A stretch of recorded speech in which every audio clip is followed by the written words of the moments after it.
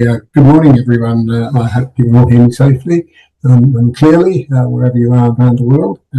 My name's Francis Child, and I'm the Executive Chair of the Association of Specialists. I was very fortunate to work with Andrew Greatrex in the early 2000s when we delivered in Australia some of the leading edge management theorists, such as Gary Hamel and Professor John Cotter. So when Andrew said he was wanting to introduce orange frog theory to Australia, I was both intrigued and excited. So it's our pleasure to host today's webinar, The Secret to Better Work. If you've got any questions during the session, please use the chat, which we'll be monitoring throughout. There will also be a recording made available after the session. It's now my great pleasure to hand over to Craig Moore, who will introduce the presenters. Thank you.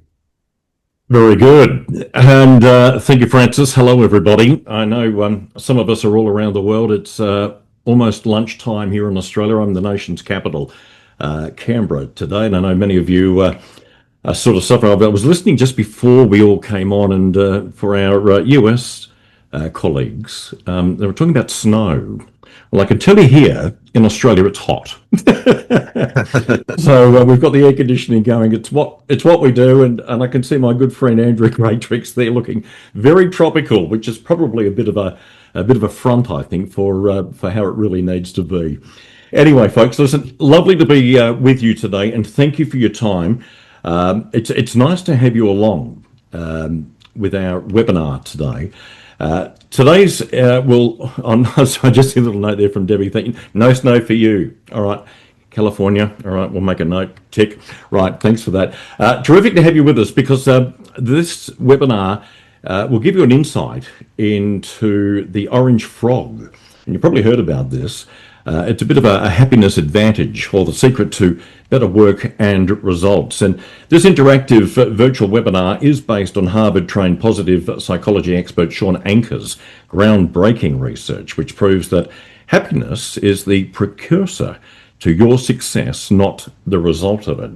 So shortly we'll be featuring some insights from Devin Hughes, who is a globally recognised speaker and author who brings a powerful and applicable research-based focus on positivity, optimism, and emotional intelligence to our conversations. And his work helps organisations not only apply positive psychology, but also foster truly inclusive and high-performing cultures. But before we hear from him, I'm going to throw to my good friend Andrew Greatrex, who I've known for some time, and I'm really pleased to be associated with this, because he is a bit of a bridge builder. And if you don't already know that, you soon will, because Andy has a lot of impact when it comes to world-class research. He is the founder of the Global Leaders Network and the Australian New Leaders in Health Foundation. He has dedicated his career to implementing the world of global icons, from Shawn Achor's The Happiness Advantage to the change frameworks of John Cotter, Malcolm Gladwell, and Daniel Pink. And whether he's transforming corporate culture through self-determination theory or reshaping our educational healthcare systems, his mission is clear: developing positive, high-potential leadership. Originally from Adelaide in South Australia, and now living in celebration with Disney World, Florida. I get a little bit jealous about that. However, Andy has worked with elite organisations such as the Pentagon, Disney, and NSA. So please welcome the man who brings global thought leadership to life, Mr. Andrew Greatrex. Well, thank you, Craig, very much. Really appreciate it. You and Francis from the Association of Specialists have been on this journey for, I think we've been talking about 25 years we've been doing this, and it's been an absolute joy to start off in Adelaide and go through Australia, and to come over here to the US doing really impactful things. Mark Lang's been along the way helping out as well, so we appreciate that.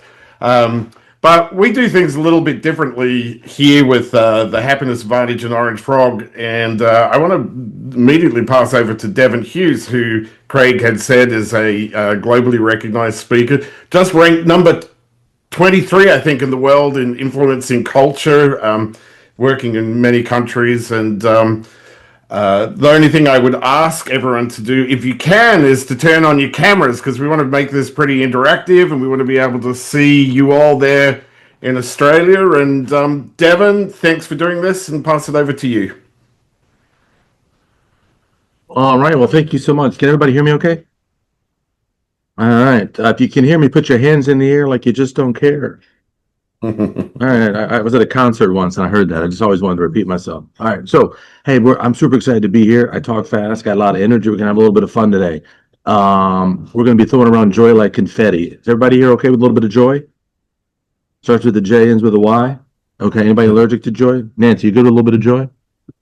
Okay. Let's jump in then. Let's jump in on the deep end. I'm going to share my screen. And then we are off and running. Again, he said this is a conversation. This is not a presentation. We call these Aussie rules. Video on if you can. We're going to have a couple videos. It says everybody participates in breakouts. We're not going to have breakouts, but this is going to be a very, very active learning environment. What I would ask is that what's learned here leaves here. And if you hear something that you can take back to home or work, that's what we want. So that said, so let's jump in and we're off and running. Mother Teresa. Have you heard of her? I'm a big fan of Mother Teresa. She kind of sort of had made kind of a big impact, I thought. Mother Teresa, she said at one point in her life that peace begins with a smile. Peace begins with a smile. So we're going to have a little practice because I'm a little old school fella. I'm going to count to 3, and I want everybody to give the biggest smile that you have given today. I want a smile so big they could see in the moon. I'm going to count to 3, and Andy's going to take a big class photo. Are you ready? Andy, are you ready? I am. I'm going to count to 3, and I want a big old smile. We're going to hold it for 5 seconds. 1, 2, 3. Let's go. Oh, yeah. All That's right. That's the best looking group we've had today, Devon. I know, right? And we've had some good looking groups. All right. Now, we're going to talk about that a little bit, right? So we'll get you back a little memento. It looks like that when you show up and smile and people, what we send. But I'm pragmatic and I'm not tone deaf. Does everybody know we have a loneliness epidemic in the world right now? We've got more lonely humans on planet Earth than we've ever had. And we talk happiness, but I don't want to be not contextual to kind of sort of where we are. In fact, Gallup says that 1 in 5 employees worldwide was lonely the previous day. So wherever you work or used to work, 20% of the workforce was lonely the previous day. Is that a problem? Yeah. So whether it's in person, remote, or hybrid, or whatever the modality might be, we have a significant issue right now. But today, we can't solve it today. Today's a big day. Andy, you know what today is? Oh, well, it's Tuesday in the US and Wednesday in Australia, so surprise me. Well, I'm channeling my Aussie. I want some of those Craig Moore vibes today. So Right. I'm going to be an Aussie today. Today is Wellbeing Wednesday. And I would be remiss if we didn't start the program just to celebrate that. So what I'd like you to do, if you would, what is one thing that you know that you should be doing for your well-being that you're not? And I'd like you to put it in chat. What is one single thing that you know that you should be taking better care of yourself, but probably kind of sort of you're not? Whether it's diet, exercise, meditation. In chat, we'll have Andy share out a couple. In the honor of Wellbeing Wednesday, what's one thing we need to do? So Deb's got walking daily, Melissa daily yoga, Emma better sleep, Isabel work less, Tara meditation to sleep, Stephen visiting the beach more often, love that, Michael comedy, we've got exercise, meditation, should constantly achieve 10,000 steps per day, Oh, I like that getting one. more sunshine. There's a good group, Devin. Like that's like bam, I told you. Did Craig Better say a sleep, marathon? less wine, Nancy. That's why we get on so All well, right. Nancy. So we're going to talk about that today, right? Because I'm going to argue a little bit. So welcome here in this space, the short time we have together. I'm super excited to have you here. And we're going to dive right in. How many of you have heard of the happiness advantage? Anybody?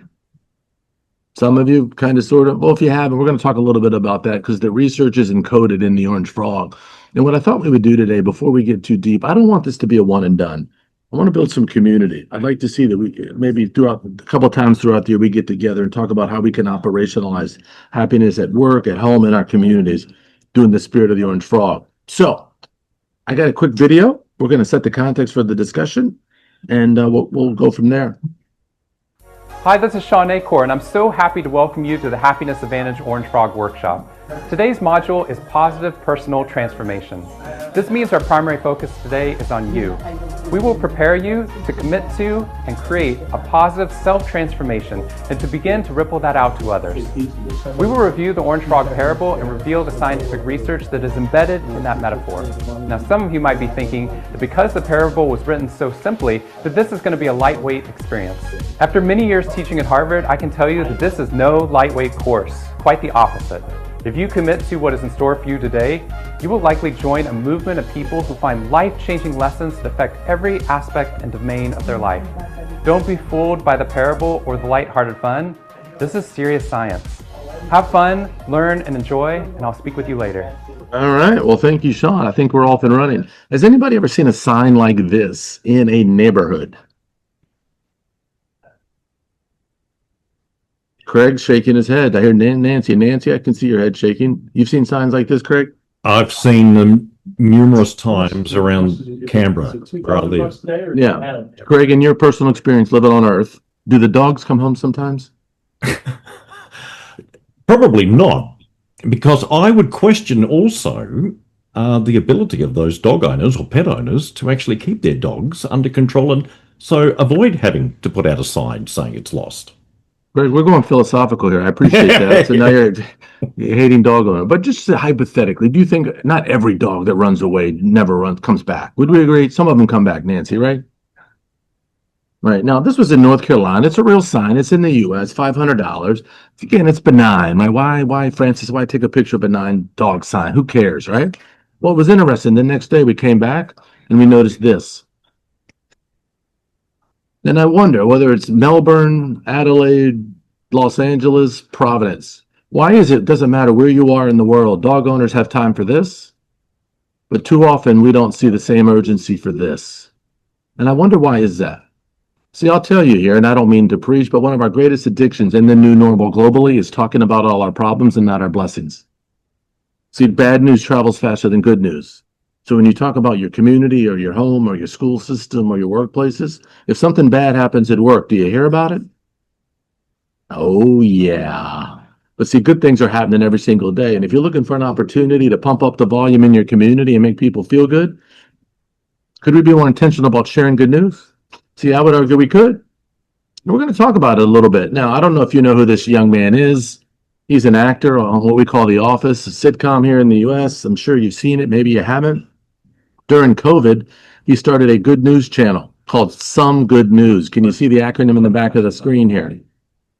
We took a screenshot that day. Almost 72 million views. And he was sharing good news from around the world that had nothing to do with him. What does that clearly suggest? What it suggests to me, folks, is that we're starving for good news. Now, I'm not getting geopolitical here, but if you look around the world, it's disease, corruption, calamity. That's all we tend to talk about. And I'm saying if there's good things happen, you got to talk about it. So we're going to have a little practice. Andy, are they ready for a little practice? Oh, yeah, for sure. So I want everybody to grab your device, your phone. I want you to think about a human not expecting to hear from you today. And I want you to share something good, personally or professionally. What's good in the world, and I want you to share it with another human being right now, and you got 90 seconds. Doesn't matter how big or small, I want you to share some good news because the dog is home.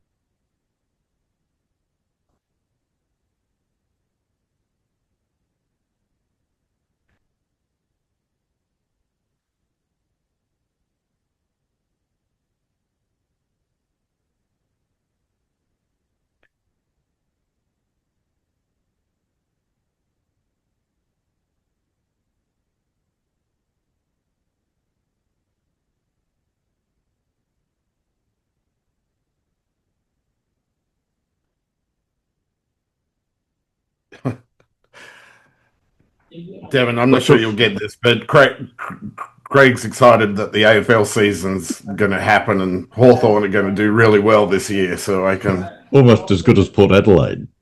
Yeah, well, Mark Lang's a Port Adelaide supporter, and Bob there. So there's a few Port Adelaide supporters on here. So. So I'm going to put out a challenge for this group. We are small, but we are mighty.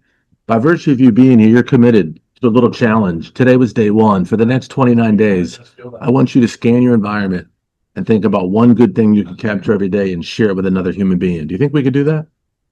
I want us to get in the habit of sharing good news.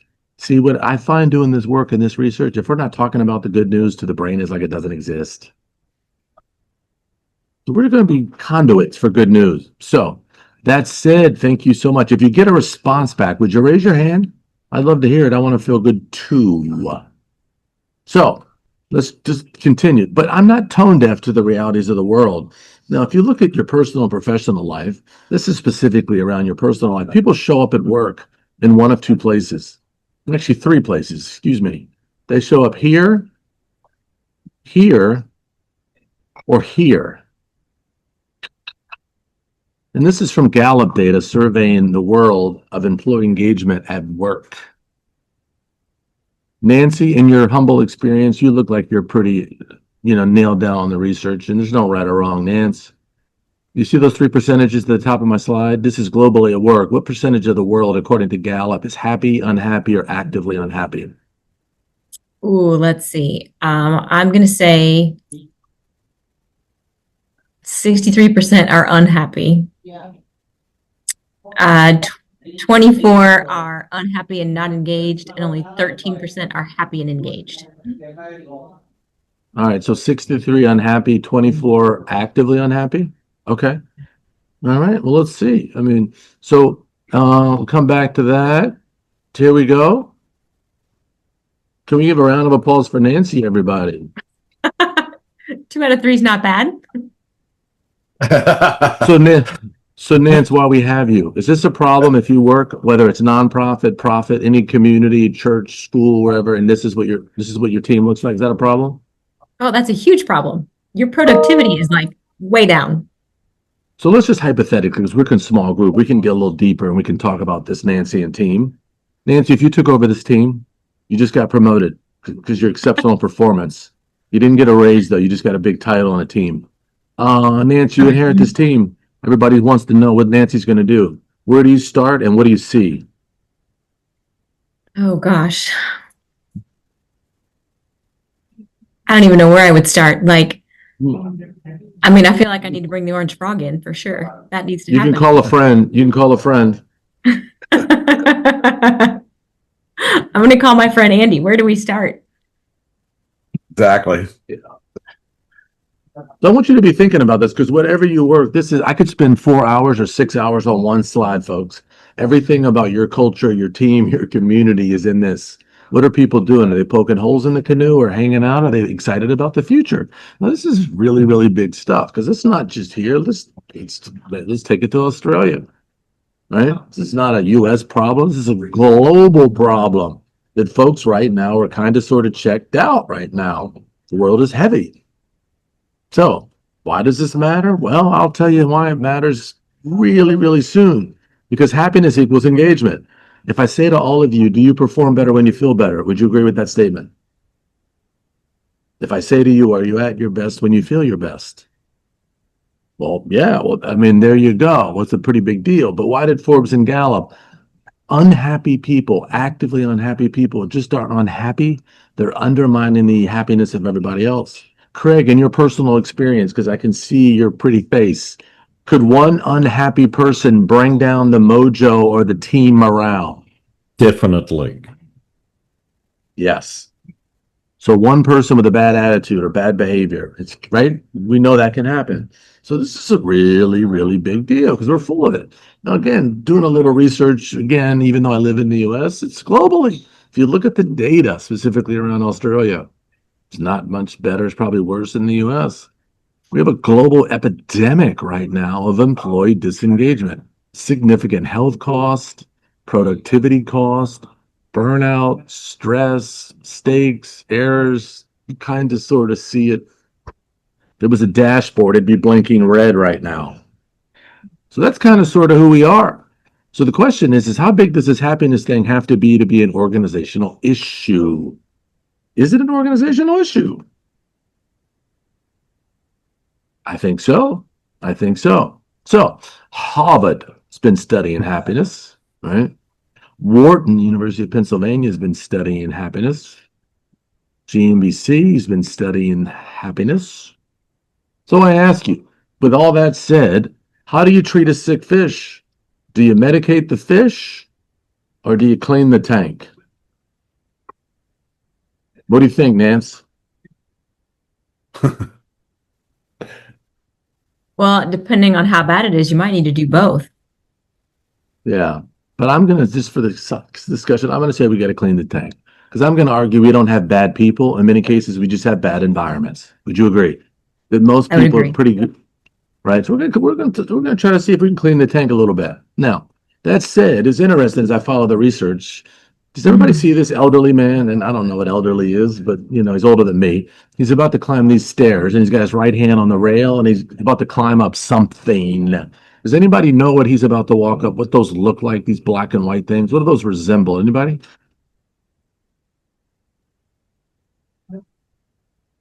Craig? Piano keyboard. There we go. They're in the comments section there. Piano keys. Piano keys. Let's watch this for a second.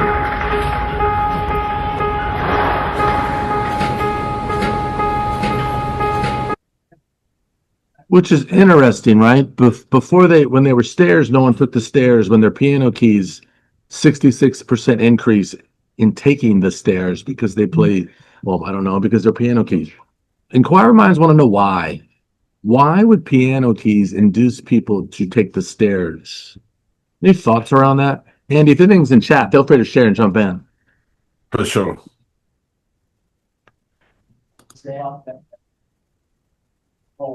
Any thoughts? So why would piano keys? New experience. Music brings joy, bringing an element of playfulness, which creates happiness. Positive feedback. You get immediate feedback from doing it. Fun, breaks the routine. Yeah, so what we call this, you know, the fun experiment, which we found out is if we make things more enjoyable and elicit fun or joy, we got people to exercise. Novel concept. And I wonder if it pumped more joy into workplaces if we could get people to do the same. This is really fascinating. So I wonder, is there light at the end of the tunnel? Craig, is there light at the end of the tunnel? I mean, you're probably wondering that. I'm not even a veterinarian, and I'm wondering. I would question that in the tunnel. So I'm going to argue for the sake of our discussion, Andy, Francis, there's light at the end of the tunnel. That's why we're here. So that said, I spent a lot of time in the research. Now, did you know if you look at the mortality tables, for the most part, most humans, give or take, get about 80 years on Earth. Hopefully we get a lot more, all of us. But I'm just following the data. So we get 80 summers, Nance, 80 summers. Well, out of those 80 summers, 26 years will be spent sleeping. If you look at the aggregate data, 7 years will be trying to sleep. All right. And approximately, give or take 13 years or so, on aggregate number of days will be at work. So if we spend a lion's share of our adult time at work, my question for this group is it possible to love your job?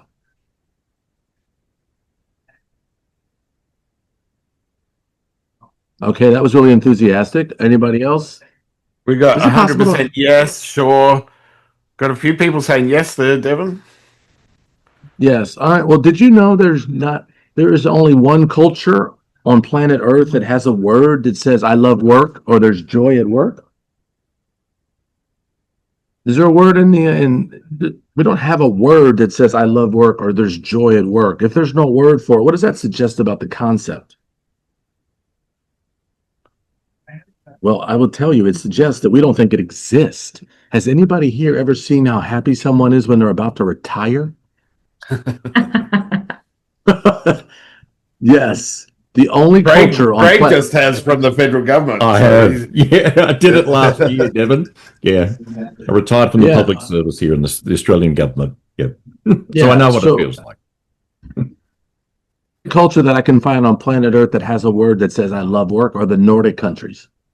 The rest of 8 billion human beings on this planet don't even have a word except that. But just want you to think, I think we've been conditioned and institutionalized to think that you cannot love what you do and experience joy. I'm not saying every day is joyful, but let's say that we could have more joyful days. Now, this is what it looks like in a lot of workplaces right now across the world. Do you recognize any of these faces, Nancy?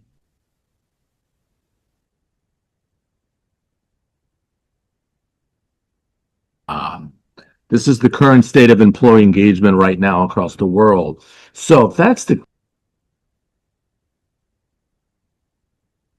what do we do about it, right? So with everything I just said, and I'd love you to put it in chat, and I'll have Andy share everything that's going on in the world. Craig retiring. Are you A, B, C, or D? How are you really doing? Not the work. How are you doing as a human being right now in the space we're in? A, B, C, or D? And I'll have Andy share. Craig, can you see the chat? Could you read those out for us? You're on mute. Sorry, my bad. Yeah, okay. So we've got a number of A's. Thanks, Lisa. Alicia's gone with a B, so was Tammy. Michael is a B, saying I'm doing okay as long as I keep moving. Nancy in that category as well. Stephen too. So the A's and the B's seem to have habit in this one, Devin. Okay, so I would argue, and that's good. I would argue if you work on a team of 1 or 100, and you don't ask questions like this of occasionally the folks that you work with, one might infer you don't care. I'm not asking to be anybody's therapist, but we spend more time at work than we do anywhere else. Checking in on other human beings is a really, really big deal. I can't fix you, but I can be here with you. And I want you to be thinking about, could we be more intentional in these spaces to clean the tank, so to speak, to let people know they're not alone? So that said, the best news ever, that only 10% of your happiness is the external world. The rest comes from your level of optimism, social support, and seeing stress as a challenge. Well, what this suggests is you can absolutely become more optimistic and happier. It's a good thing for all of us. Now, a little aggressive, the happiness advantage. Is happiness an advantage? If I say to you all again, and you said that you agreed that you perform better when you feel better, I would agree with that as well. The Greeks defined happiness as the joy we feel striving to reach our potential. That is a very different definition than I think most people have globally.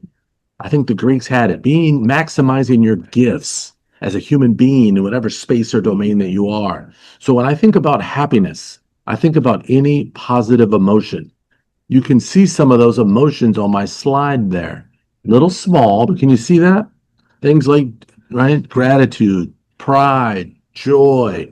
And I wouldn't have broadened your definition of happiness. So do happy people produce better business results? Well, I think so. I was going to have you go in a breakout group, but I'd love to just discuss it. Why do you think happy people produce better results? Personal, professional, kids, anybody. Anybody want to weigh in on that? What are your thoughts on that? What improves when you're in a better place? Go ahead. Please feel free to turn your microphones on and shout out too. We'd love to hear from you. Or put it in the chat. Yeah. So we've got motivated by small steps of success. I'm not sure they do. They need to be aligned with business goals on as well. From a human level, Craig? sorry, Craig said I have to talk. This is Steve Robinson here. My camera's not working, sorry. I think from a human level, we're designed to move away from things we don't like and towards things we do. So if you like it, you'll repeat it and you'll continually go back. So if you're happy, you'll do it again, which creates better results, creates better results. So you're always striving for what makes you happy or brings you joy. All right. Thanks, Stephen. Yeah. Anybody else, Andy, Craig, anybody else weighing in on this? So I'll give you an example. The most popular undergraduate course at Harvard University for 7 years in a row was the Science of Happiness. Now, one might surmise that these undergraduates were taking it because they were miserable. But no, I think you missed the mark. They took this course because they were looking for an edge. You see, if I can get my brain in a better place emotionally, I'm more creative, I'm more resilient, everything about me is better. So I want to broaden your definition of happiness, not to think of the hedonistic definition. I'm not talking about pleasure. I'm talking when you're in a better emotional place. You feel good, you're optimistic. Maybe it's compassion, maybe it's empathy, maybe it's pride, but you broaden, we call it the broaden and build theory. That whatever contextually is happening in your world, you're able to stay relatively calm situationally, emotionally. Now, this is a really, really big deal. If you follow the research, which what we do, again, this was again in Harvard Business Review, kind of sort of you see the deal. So why do you think happy people live demonstrably longer than unhappy people? Anybody want to weigh in on that? What's going on there? You're happier, you're less stressed. Right, Nancy, of what was stress is cortisol, right? Right, less cortisol, right? And you're probably happier moving around again. So whatever your motivation is here, whether it's work, whether it's family, again, think about in terms of everything about you is in a better place when you feel better. So we know that, right? But the challenge is right now is that the formula is backwards. And what I mean by that is this relationship between happiness and success, success and happiness. I'm going to share a video and then I want us to talk about it here just for a second. So let's watch. Ooh, sorry, got a little aggressive there. Now there's a little bit of a weird relationship between happiness and success. Can you be happy without being successful?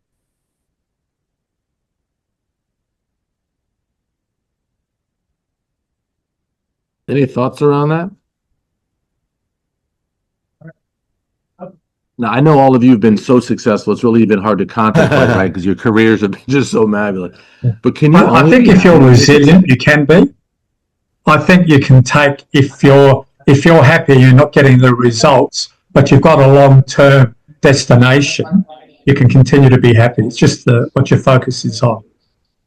I love that. I think that was Mark, right? I mean, I've been married 30 years, right? I thought I maybe get an applause. Okay, that's okay. That was awkward. I've been married 44 years. Some All right, say you was get less for manslaughter. All right, well, 44 years. You'd be right. 44 years. Is every day the best day ever? You tell your You're wife sitting next that. to me, so yes. Yes, good answer, Mark. But Good I mean, you have ups and downs, right? You have more meaning, all right? And so I just want us to be thinking about that. So let's try this video again. Over the past 2 years, I've traveled to speak and research in 42 different countries. And amazingly, what I found at almost all of these schools and companies is that they follow the same formula. And that formula is, if you work harder, then you'll be more successful. And if you're successful, well, then you'll be happier. What we're finding in the field of positive psychology is that this formula is broken. Part of that has to do with how we define success. Every time we're successful, we merely move the goalpost of what success looked like. So for example, if we hit our sales target last quarter, we merely change what that sales target is for the next quarter. And if happiness is on the opposite side of that success, every time you change what success looks like, happiness gets pushed over the horizon. But more importantly, what we've discovered in the field of positive psychology is that the formula is actually backwards. Our brains work in the opposite way. Happiness actually fuels success, not the other way around. If you can find a way to get your brain to become positive, your success rates will increase, and as a result, work will become more productive, enjoyable, and rewarding. So if we can change the formula, if we can reverse it, then we can maximize our brain's potential and our performance will increase dramatically. Not to mention the fact that we'll be happier right now in the present. Now, I'm assuming you heard all that. So traditionally, at least my experience and the research bears it out, most of us have been taught that we work really hard, go to school, get an education, get a good job, and then we can be happy. But that's not how the brain works. When we're in a better emotional place, the brain works better and success follows. And I wonder, how many of us actually buy that philosophically? How many of us heard about celebrities, athletes, movie stars, musicians that are famously successful but are miserable? Any come to mind? Debbie's on here. She lives about an hour away from Hollywood, depending on the traffic. I'm sure you've seen some train wrecks there in LA, Deb.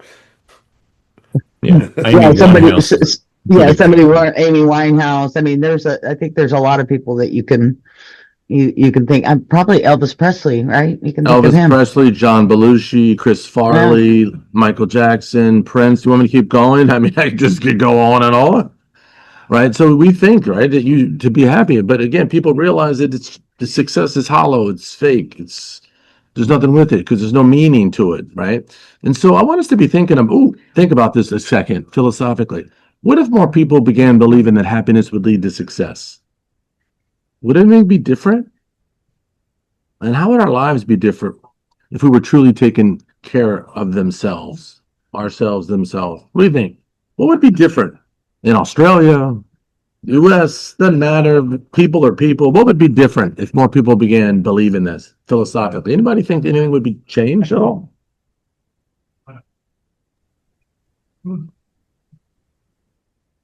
Mark's written in the comments there, higher self-esteem. Devon, that's a great comment. I love think that. higher self-esteem, people would be doing things that make them, again, happier, but also I think they're, maybe I'm optimistic, less crime, less, people committing suicide, things like that, right? So that's what I think.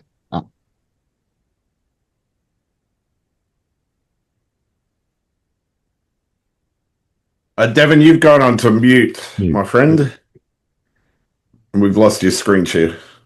Yeah, that was on purpose. Yeah, we're good. How would it affect kids, do you think? Would it affect kids? Yeah. What do you think?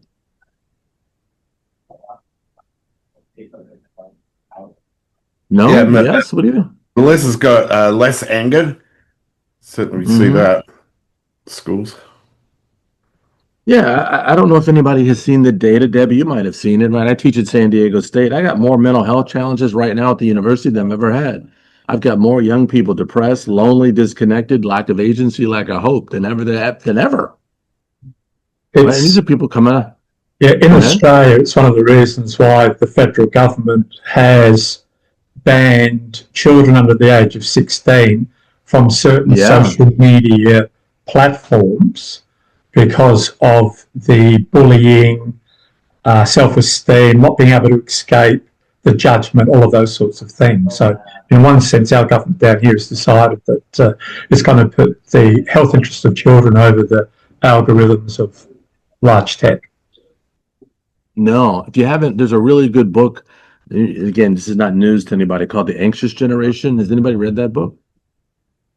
It's really, really good. The Anxious Generation. It talks about what you're just describing here.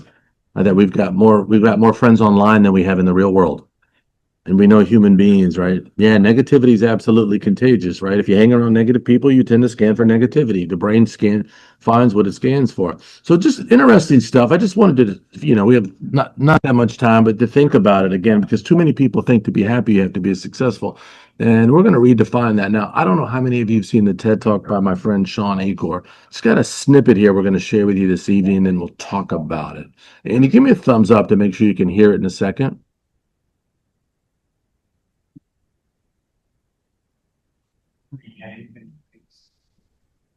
When I first started talking about this research outside of academia, out with companies and schools, the very first thing they said to never do is to start your talk with a graph. The very first thing I wanted to do is start my talk with a graph. This graph looks boring, but this graph is the reason that I get excited and wake up every morning. And this graph doesn't even mean anything. It's fake data. What we found is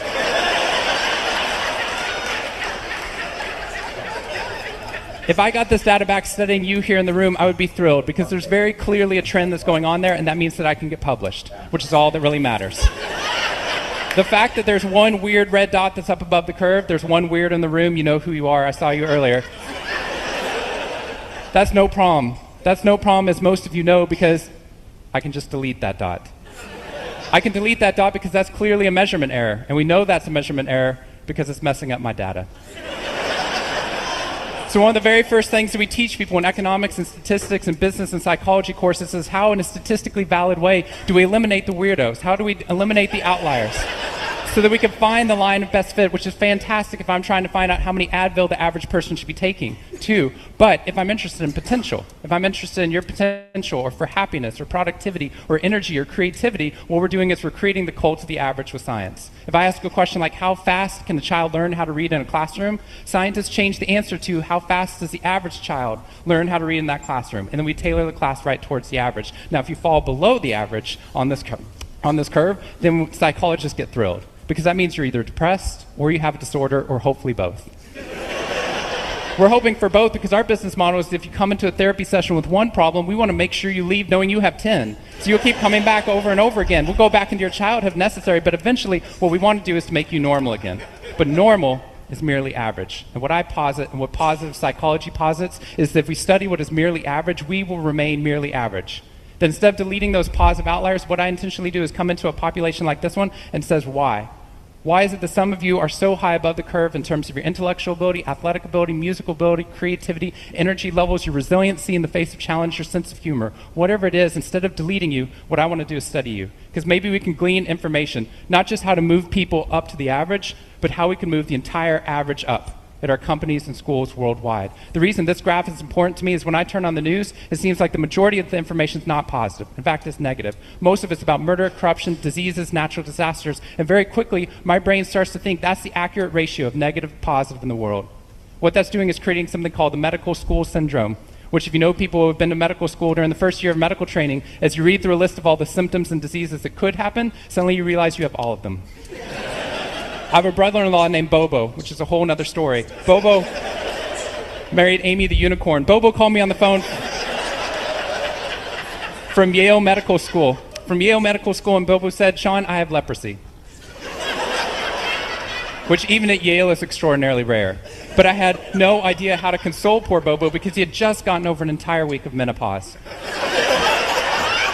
See, what we're finding is not necessarily the reality that shapes us, but the lens through which your brain views the world that shapes your reality. And if we can change the lens, not only can we change your happiness, we can change every single educational and business outcome at the same time. Sorry, I was on mute. What's interesting about that is he said if we change the lens, we can change every single business and educational outcome. What does that mean? What is the lens he's referring to? Anybody want to weigh in on that? If we change the lens, we can improve every single business and educational. The framework, the criteria, our worldview, just the way we reference everything, and whether we see it as a positive, a negative, or indifferent or irrelevant. And where does that come from, Mark? That view, that perspective you're referring to? I think it comes through our world experience. I suppose, obviously, the way we've been brought up, whether we have had experienced success and actually earned it. I think there's a number of things like that. But I think a lot of it gets back to experience and our willingness to adjust as well. Yeah, I mean, if you look at the research, which was what I have, 50 to 70% of behavior is based on your environment. Yes, and the question, like the example is, why is Andrew Mountbatten the way he is? Entitlement, the way he's brought up. Yeah, all right. So again, a big part of, and again, not to get philosophical, but some of us hit genetic lottery. Parents who were nurturing and loved us and cared for us and hugged on us and looked for us, and other people didn't. But the point of it is you can do something about it. So this is why this research is so fascinating. I'm going to share my screen here because looking at this, sometimes being happy is that orange dot. Has anybody ever felt, if you're too happy at work, Debbie, Mark, Nancy, what do people say to you, or how do they treat you in the real world sometimes? If you show up optimistic and ready to dominate the day, Mark, what do people say to you or treat you? You're not realistic. Yeah. Tara's got calm down. I love that. I hear a Dad, lot how of about that. you? You are too much. Back down. You're too much. How about Nancy? Ever heard anybody kind of go ahead? This study, I think some of it is, in my office right now, I don't have my background, I have a background on, but my entire office is orange frog. Just so you know, I have orange frogs everywhere. It's very orange. And people kind of sometimes think that maybe I'm not as serious enough, and being so positive and really reflecting that down in how I come out. But once they figure out what I'm all about, it's all good. Yeah. So it's Devin, interesting. Isabel said, I enjoy my work, and people may say you need to get a real life. Oh, that's really constructive discourse. You need to get a real life. Oh, thank you. Yeah. But I have found doing this that sometimes being happy, depending on the environment, which Mark Lang and I were talking about, this is how you get treated sometimes. They use language like this. Hey, what's Mark Lang's story? What's his deal? Right? We get very suspicious. We can want him to conform. And so we call this average gravity. Sometimes when you're happy, people want to pull you down. In the parable, which you haven't read yet, there was an opportunity where Misty asked Spark to cover himself with moss because he was too happy. He was different. And sometimes being happy at work is kind of sort of like an orange frog. You stand out, right?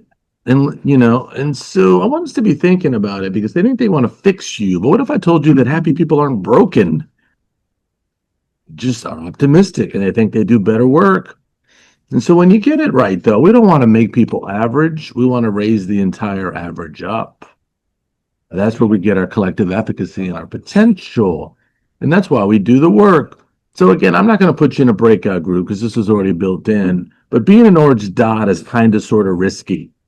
I'm going to just go back a slide here. If you have orange dots in your life, personal and professional, what do we need to do for them? How do we keep them before they fall victim or fall back? How do we support those positive outliers? Anybody have any experience with that? How do we support people that are cheery and friendly and kind and optimistic and thoughtful and collaborative? Well, I What think as happens if we Tara's don't put there, support? sorry, Devin, I was just going to say, as Tara's put them in, you cheer those people on. Yeah. That's a And what great happens comment. what happens if you don't, though? What might happen hypothetically? Stephen's got embrace, praise, encourage them. Junius try to see it from their view. Mark Lang, they leave, move to the norm. They'll fall to the level of others. Oh, isn't that the truth? We go, what happened if, yeah, what happens is depending on the environment, they either fall back or they leave. They fall down or they leave. And I want us to think about whatever workplaces, communities, churches, whatever we're in, do we have any orange dots in our life right now? People that are doing the right things because it's the right thing to do, spreading goodwill. Right? Now, does anybody gotten a response back from that text or email I had you send earlier to share some good news? Anybody got a response back yet? Nancy, you got something? I did get something. Do you mind sharing with the group? Because we're family now. I know you feel it. I will totally share it with you. Hold on, let me get back to it. So this is to someone that I used to work with a long, long time ago, and I haven't talked to her in probably a year and a half. And I said, hey, just wanted to let you know that you're awesome. Sometimes you just need to hear it. And she responded back, aw, thank you. Your timing and message are very much appreciated. I miss you. Wow. That's pretty powerful. How does that make you feel getting that back? Oh, warm and fuzzy for sure. And I'm totally going to call her as soon as we're done with this webinar. And so just think about it again. I asked you a little bit of a challenge here today. That was one day and 29 days. But there's good things going on in the world, right? I'm not naive, even though I live in the U.S. My Aussie friends, how many of you are familiar with this?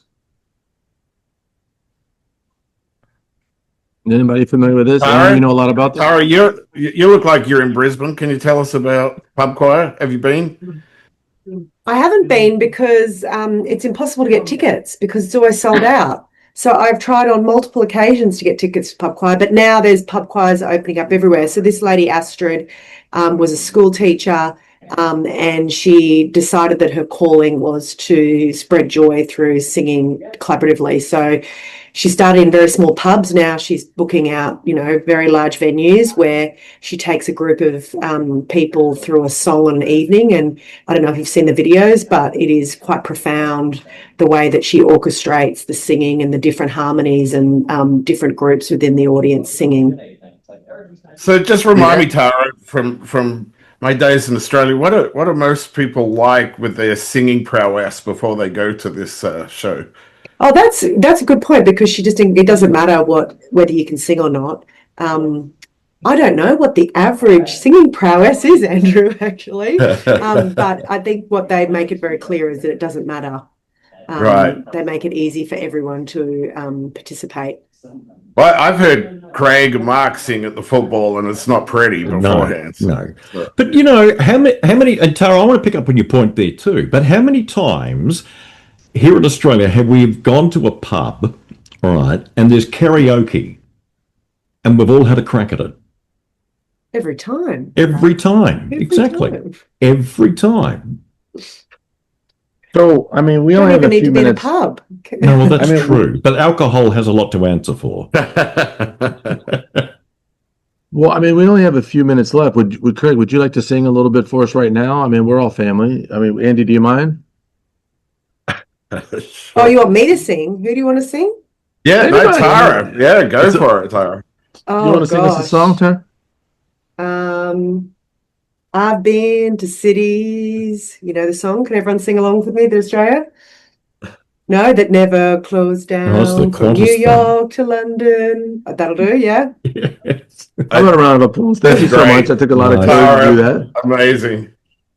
So again, I could spend all day on this slide, but everything that you think about in terms of what this is right here, community, right? Positive outliers, joy, connection, everything is in it. This is why I think this is growing so fast, right?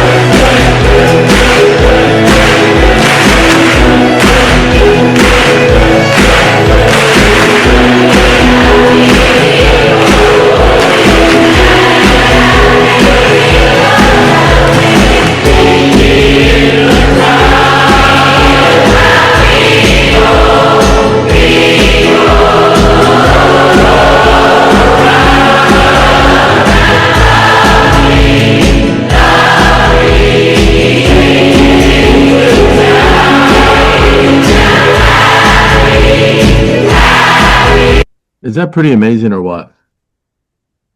That's pretty amazing. So we got a couple minutes left, and what I'd like you to do, all right, we have to choose here today, because if we don't do anything with this set information, it's almost like the space didn't happen.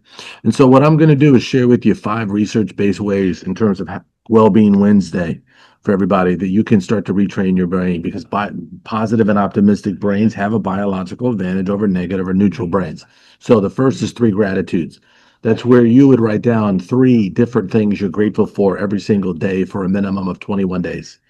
Ideally 30, but I'll give you 21 because we're using that as a placeholder, even though it takes longer to build a habit. And number 2 is the doubler. The doubler is journaling. You look for one positive thing every single day and you journal about a positive experience. Could we find one thing positive every day? Absolutely. Number 3 is the fun 15. Move your body. Physical activity for 15 minutes a day. Meditation, 2 to 3 minutes a day. Close your eyes and just focus on your conscious breathing. And then finally, conscious act of kindness. Do one kind thing every single day for another human being. Kind words, kind deeds. Because what I'd like you to do is think about it. If there's something on this list that you are not currently doing, I'd like you to pick it and make a commitment today on Wellbeing Wednesday. Because you cannot pour from an empty cup. And we know that. So is there something right now that you could commit to in chat that Craig or Andy could read aloud so we can socialize it and know that you're committed to the Happiness Advantage movement? What's one thing you're going to commit to today to be a better version of you for your well-being? I'm going to be quiet and I'll let you put it in chat. Go ahead, Craig. Okay. Mark and Nancy both are putting in their conscious acts of kindness. Michael's written, journal the positive things each day for the 21 days. Thank you, Michael. Who else is going to write something? Or if you like, shout it out. Tara, thank you. Kindness and meditation.